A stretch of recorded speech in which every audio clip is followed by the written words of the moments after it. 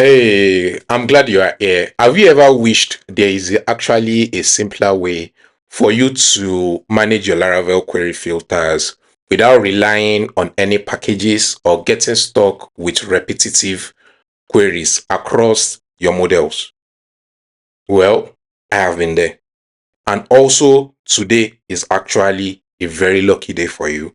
We are about to uncover a secret weapon that will make your Laravel filters way easier to undo and maintain. And the weapon that we are talking about, it is simply Laravel pipeline. Let's dive into it. So on my screen is our code base. And the nice thing is I have already created some models, category, order, and products that we'll be using to actually test or to implement the queries that we are about to do. So in a product, let me go to the migrations. Now, the first thing is our category. You can see we have name, we have description. Then in our product, we have name, we have description as well. We have price, we have category ID. And we have orders. And in our orders table, I've basically kept it simple. We have order date and status. Simple as that. Then maybe we know that an order can belong to a product and a product can belong to an order. So that's why we have this table. But I'm not here to teach you Laravel relationship, right? So that's what we have in each table. Now, one thing I want you to notice is there are some common stuffs. For example, you will notice that a category has name, has description. A product also has name and have description. And in the process of implementing our query, we will find ourselves in situations whereby we need to, the old way of achieving this is basically checking if the request has maybe the name query, and we'll do that filter, right? You do the same thing for subscription description. You do the same thing for, let's say you want to get minimum product with certain amount, or you want to get products in stock, right? Then you return. Yes, Laravel provides us the when method, but it's basically a syntactic sugar for the if statement. And you can see basically we have done the same query here using the when method. I also have this in our product controller. You will see that we also have this as on this if statement in our lines of code. So the one thing I want you to take note is that you can see we are performing a query with name here. We are also doing it here, right? So that's basically duplication of code, or we are doing it here too as well. That's basically duplication of code, and that's one of the things that I will try to eliminate, and by the time we are done with this video using Laravel pipeline. Now, a real life explanation of a pipeline is you as a developer or you as a new graduate. Let's say you want to learn coding. Then the first thing you need to do is you need to apply to probably a boot camp. The next thing is you are enrolled in the boot camp, right? Then the next thing is probably when you are done with the boot camp, the company or organization that organized that boot camp enrolls you to a project or a company that is accepting interns. Now, that is a very good example of pipeline. The first stage is you've actually applied. So in that first stage, there are some people that are going to be accepted. There are some that are not going to be accepted. The next stage is you get into the boot camp and you select the particular course that you want. Now, that is another stage of the pipeline. You can see, let's say you are 20 as at the point of applying. You may remain 6. The next stage, maybe you don't have the course or something that you are trying to accept, or whoever other person is trying to access. That's another pipeline. Then the next pipeline is connecting you to opportunities, maybe to pick up projects or to actually take up intern. Now, enough of this theory. Let's get into code. So the next thing I'm going to do is I'm going to create a new folder and call it query filter. And I'm going to be creating some bunch of classes. So let me call this name filter, for example. Remember, what we are told is a Laravel pipeline, Fake provides convenient way, blah, blah, blah, and the likes, gives input through series of invocable classes, closure, callables, and the likes. So now, if we are going to be using it to call a class, this is basically all we need to do, right? So I'm going to then create, let me say, a method, uh, public function undo method. So you can see you can pass in your parameter and you pass in the closure, which is your next, right? So what I'm going to pass here now is I'm going to pass in a builder, the Laravel builder.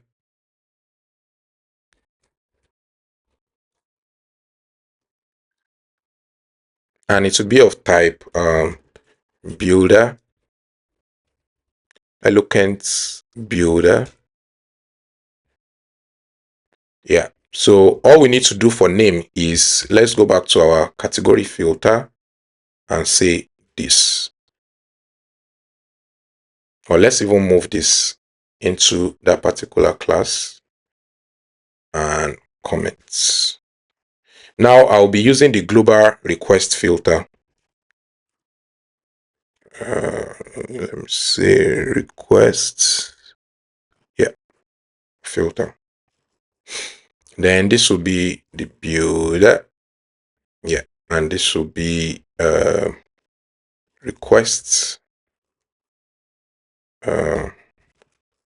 dot get name.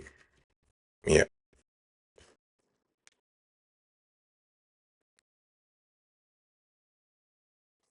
Okay. Let me create another one. Let me call it or let's keep it like that, right? Let's keep it like so.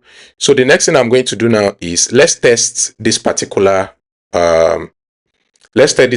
filter. So I'm going to go to category class and I'm going to come back here and copy this right here and paste. Now the name of our filter is what? Name filter, right? And I'm going to remove all of this, and this will be the query that we are actually passing through. That is, this guy is what we are passing through. That's what we want to perform a filter or on or operations on. So this will be categories, and I will be returning the categories. Return. Okay, let me remove all of this. I'll be returning $categories dot get, or this, as at this point this is still a query actually, and this will be categories. Yeah, and we can return the categories. Now let me check our API. I want to be certain that we have. Okay, so I need to create another, I'll call it category controller.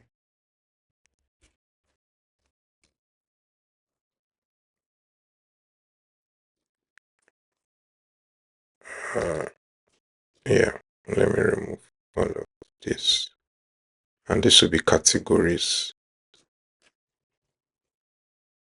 Now if I come here and try to refresh this application and type categories, okay, pipeline not defined, we need not import our pipeline. Let me import it for kid, right? So let's refresh. Call to member function get or no. That's interesting. Where name request. Oh, sorry, I didn't next. So remember, you have to do next, please. That's why we are getting no. So by the time I refresh, so you can see we are getting now. So if I try to filter now, and say name equals to, let's say, fashion. You can see that our filter is working, right? So now imagine we want to use this filter in product also. We can do that. So let's try to use it in products. I'm going to delete all of this as well. I'm going to delete all of this nonsense. Then I'm going to copy it right there and paste in here. Okay, so that will be query and this will be products. And we are returning products, or we can just inline it and just return it like that. So if I refresh, come back here and change this to products. Now you can see that's because there is no product with name fashion. But if I remove it, you can see. But if I change this and do name equals to laptop, so you can see that our filter is actually working. And the most important thing I want you to take note is you can see that we are not repeating this particular query, or we are not rewriting it after over and over and over again, unlike before. Before we continue, if you are enjoying this, hit that like button. It is free. It tells me that this video was actually useful. Don't stop making them. Subscribing, that is basically you saying, I want more of this. And if you share it, you have officially become the friend who puts people onto cool stuff. Simple actions, but honestly, they keep me motivated to keep creating this nice content. And let's say, okay, let's say I want to create another filter, and I'm calling it description filter. Then that means I will need to do this again, right? And say this will now be description, and this will also be description, and this will be description, right? Now, if we go to, all we need to do now is to use that particular filter is just apply the description filter class. And once we apply it like that, we'll be able to filter our products by description. So let me copy laptop and say, and okay, let me make this bigger, sorry.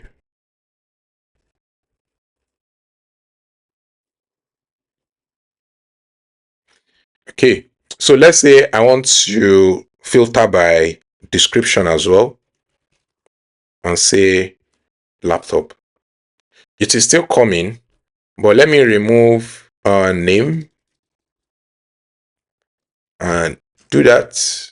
Or let me just remove all of this for us to see the list of products. So we can see the list of products that we have, right? So we can see comfortable here as well. So let me try to filter product by description using comfortable. Now you can see we only have the two products that contains comfortable inside of them, right?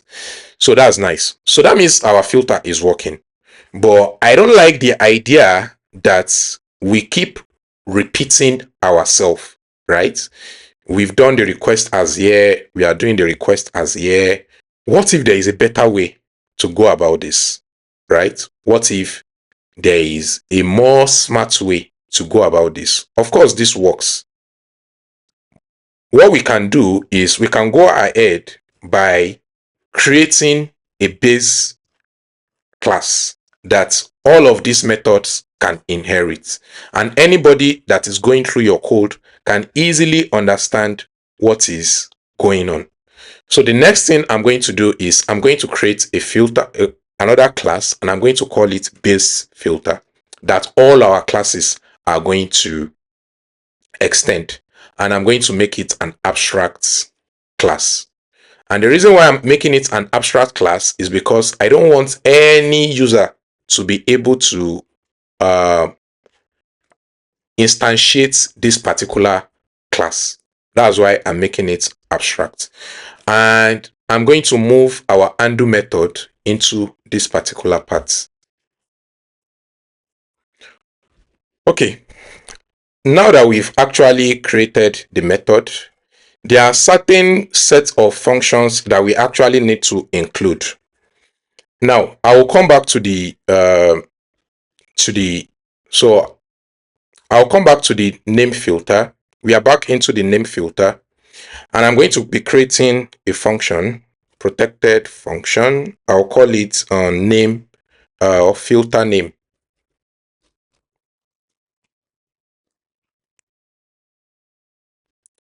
So the idea is to create a method that can automatically detect the name of the filter based on the name of the class, right? Based on the name of the class. So instead of putting name here and putting name here, we can easily denote based on the name of this file or the name of the class to know that, okay, this is actually the query parameter that is being passed. Or we can even call it query name, right? But me, I prefer to call it filter name.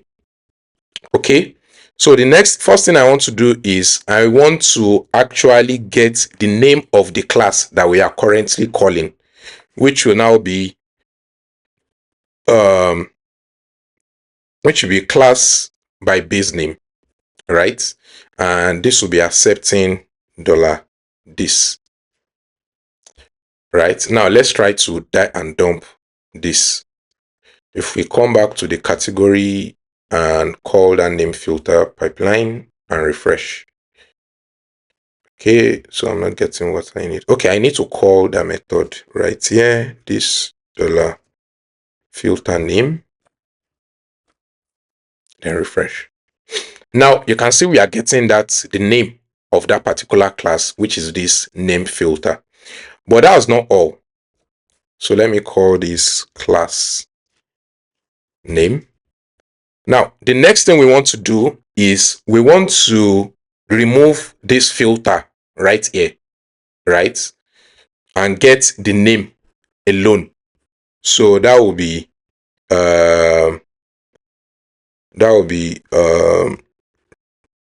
cleanup. Let me call this cleanup class name. And I will be saying string replace the filter string in the class name with an empty string. And this will give us a clean class name. You can see we have name. Then the next thing I want to do now is I want to return this as a snake case. Now it depends on your own database or your own how you design your own database. But I usually design my own columns using snake cases. So this is basically snake case. Let's see snake case in case for those of us that do not understand snake case. So snake case are basically string that have underscores in between them, and that's how I name them. So I'm going to return string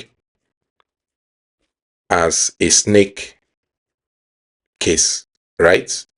Now, if we perform a DD on this will have converted it to small letter name, you can see.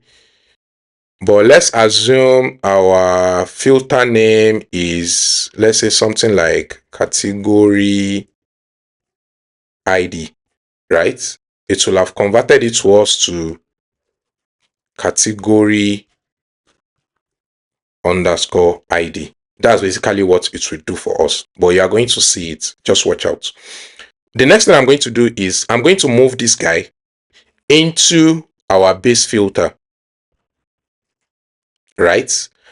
And I'm going to be checking if the filter name we are getting, if the request or if our request contains the filter name we are getting.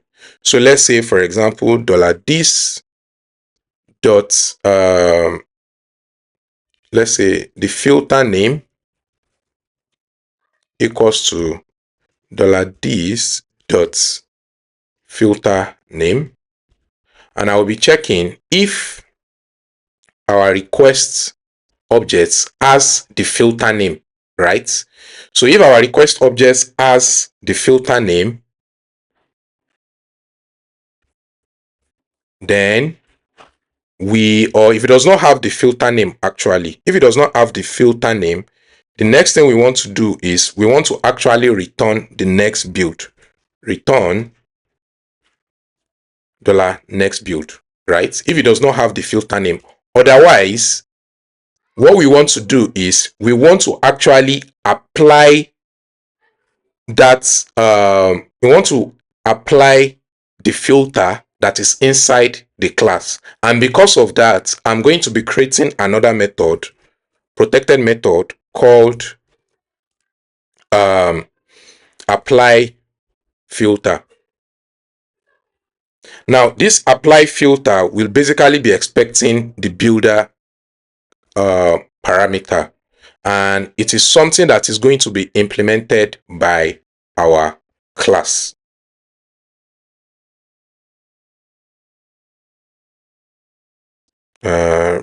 Protected. Okay, this should be abstract. Sorry, abstract. Yeah. So now let's our name filter extend the base class. Extends base filter. Now, because of that, remember that we already implemented the undo method in our base filter, right? So I'm going to comment this out, and I'm going to implement the method that we are supposed to implement. So inside this apply filter, all I'm going to do is just call this guy and return it.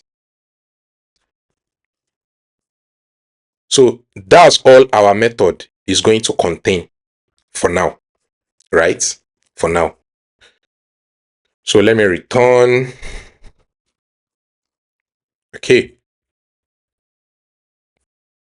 Since our name class or our name filter has implemented the base filter, we need to call this apply filter. So that will be this dot apply filter on this particular builder. So what will happen now is, because our name filter has actually extended this class, anytime this name filter is executed in our pipeline, it will see this method as part of the class and execute it. Then it will get the filter name. So if the filter name does not exist in the request object, it just returns the next one. Otherwise, it calls the apply filter and we must return it. Yes, we must return it. So one thing that we need to do is we need to do builder. Yes.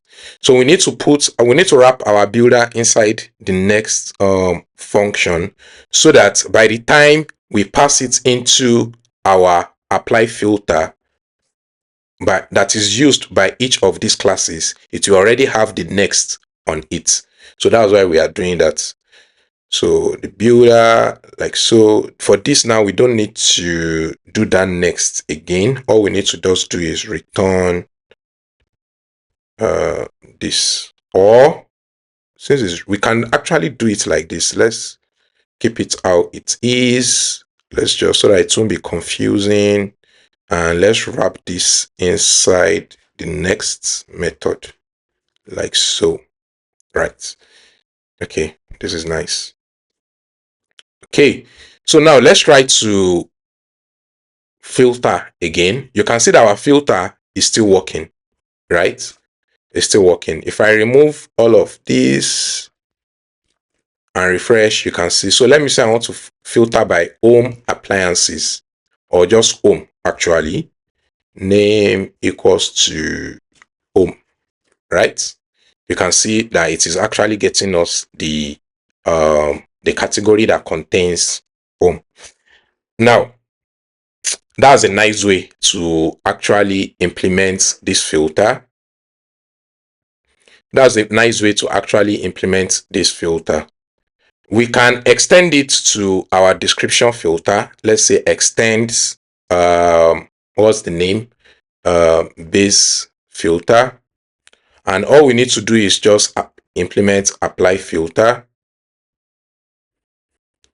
And our apply filter is expecting the builder, and we can just return like this. and remove this if statement, and remove this if statement, and remove this right here. Okay. Let me remove. So let's say furniture. I don't know. Or let's say description is even empty, right? You can see we are getting the whole category. But once we apply something like maybe accessories, something like accessories. Oh, this is not correct. Sorry. Description accessories. Okay, we've not applied it. So let's come to category filter and include the description filter. Then if we come here and refresh. Okay, now let's see. We can see we have accessories here and we have accessories here. So if I include just products, let's see what that gives us. You can see we are getting just one because product has description. Now, the nice thing is, so any type of query that you want to perform right here, you can do it, right? So let me create another query and let me call it category ID filter. Category ID filter. Then it is going to extend that base class again, base filter, and implement the method.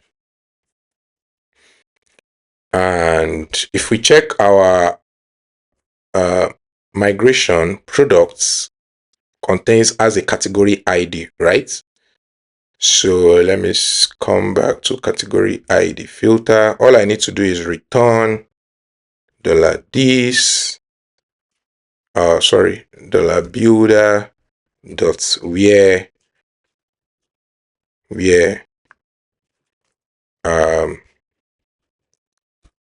category ID is equals to $request dot category ID, right? If I refresh and come to, let's say, products, that's because it doesn't have any description of such, and include this category filter in the list of pipelines, right? And apply the category ID of 1. Let me say category of 2. Now, the reason why it's not picking it up is because we called it category ID. So all we need to do is just say category underscore ID. You can see we are getting all the products that have category ID of 2. If we say category ID of 1, you can see we are getting all products that are of type category ID of 1. Yeah. So if you are still with me, there is one more trick that I actually want to show you. Now, imagine a situation whereby you want to filter by dates and you want to make it reusable across all the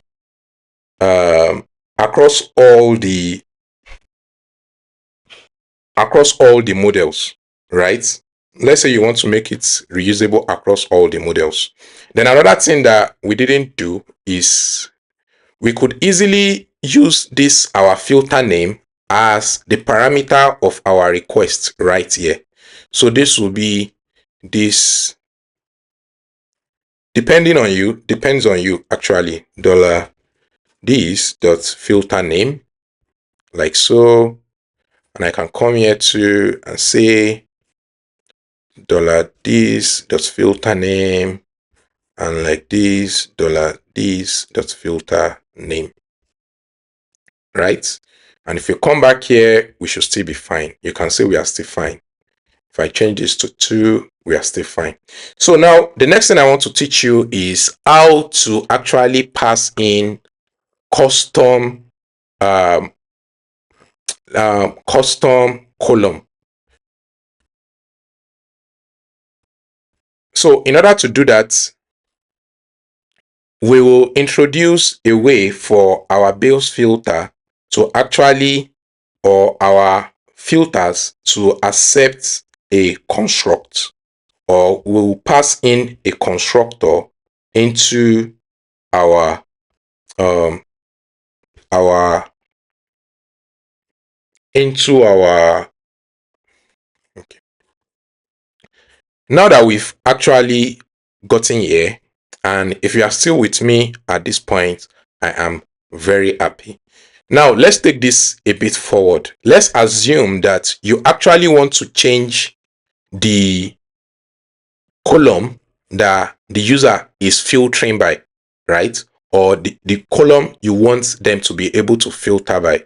So what I'm going to do is I'm going to create another filter, and I'm going to call it just category. Hold on. Or let me say date filter. Date filter. And it's going to extend our base filter as well.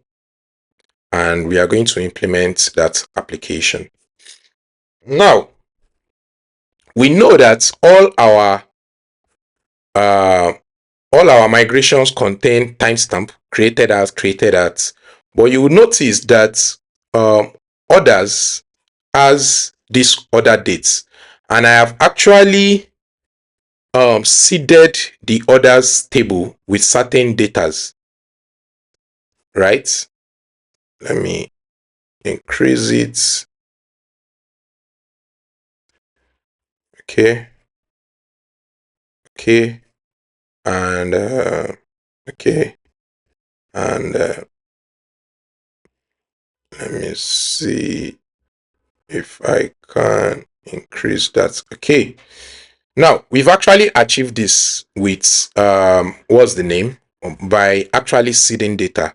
So now let's assume that I actually want to filter by order dates, and I don't want to create another method for filtering by dates, right? I don't want to create another method for filtering by dates. So all I can just do is I will just come here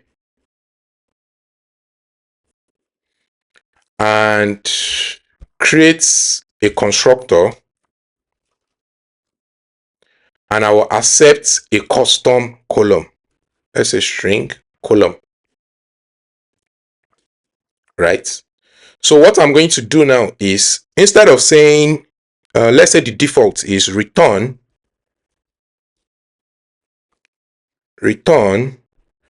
or let me say minimum dates. Let me rename this to minimum dates, min dates, right? So that it will make more sense. Min dates. Let's say our min dates, we want to say $this is builder where date is greater than or equals to a specific date that is passed to us by the user. So let's say this dot filter name, and in default date could be, let's say, created at, right? Let's say minimum dates or created at. So if we come back to our database, let's see the dates that are available.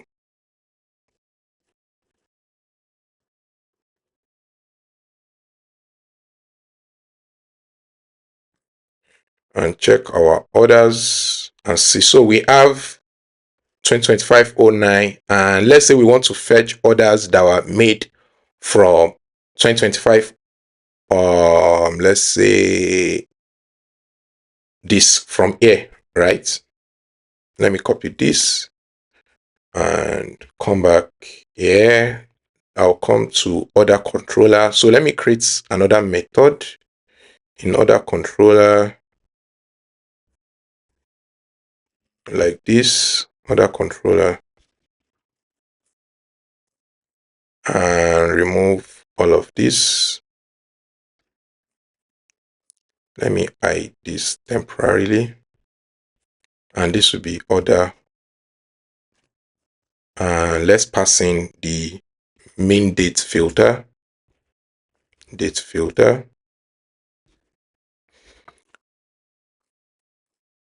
and this will be basically list of orders, $orders dot get, or query dot get actually, and remove this. Now let me create an API for getting that. Let's see, orders. Let me call it order controller. Rename. Now let's go to orders. Let's try to get list of orders. Controlling binding, resolving parameter, getting an error, then return. Oh, okay.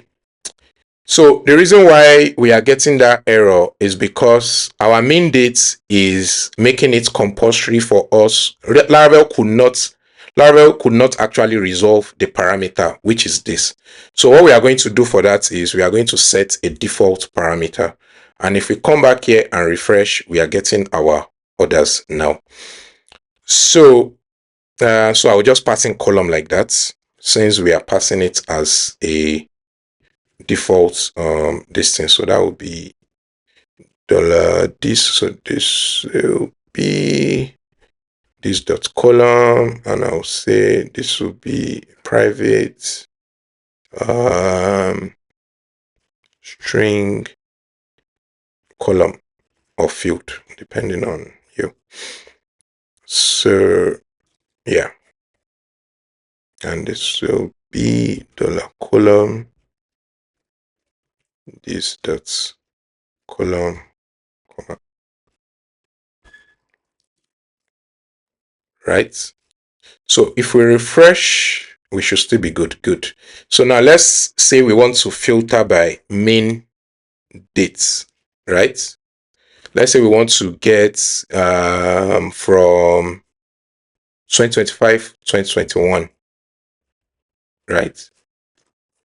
So you can see that our stuff is empty. And the reason why it is empty is because we don't have any, let me put it back in there.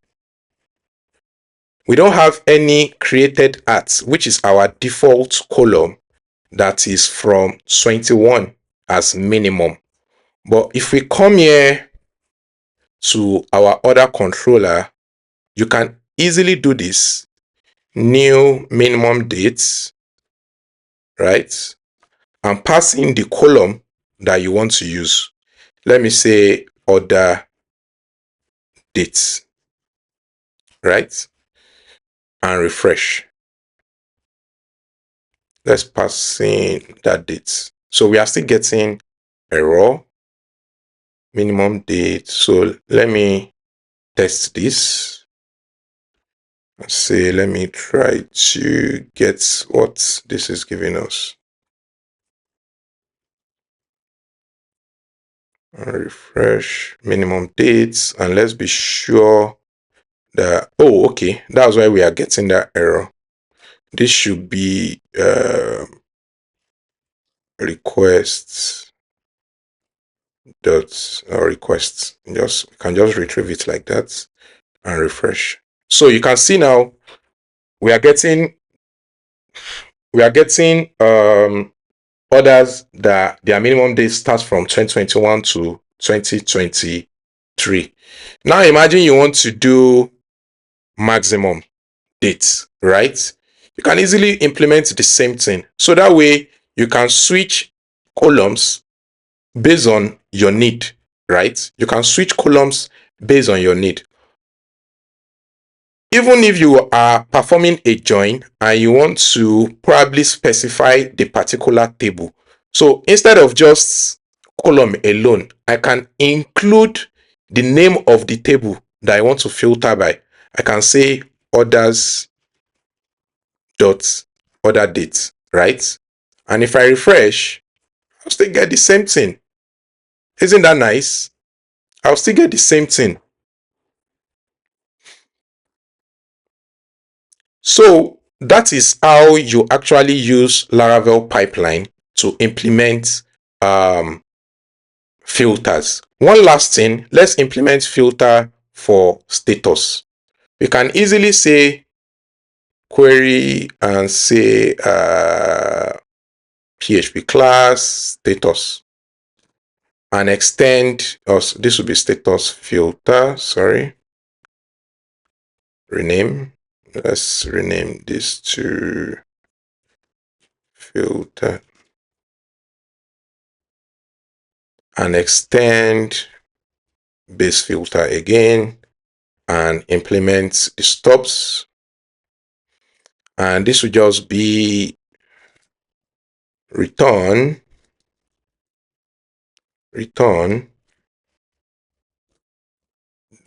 $builder where say status is equals to request then status, or like we have been doing this dot filter name. So I want you to recognize the reason why this is also nice, that we are not just passing the column, because with this we are able to specify the particular name we want to give our filter. Because for example, imagine now creating filter for created at, filter for order dates. You can do that, but this way of implementation gives you so much flexibility, right? So now we can also implement status. Let's say status is equals to completed. You can see we are getting, okay, we need to pass it in there, other controller, and pass it right here, class.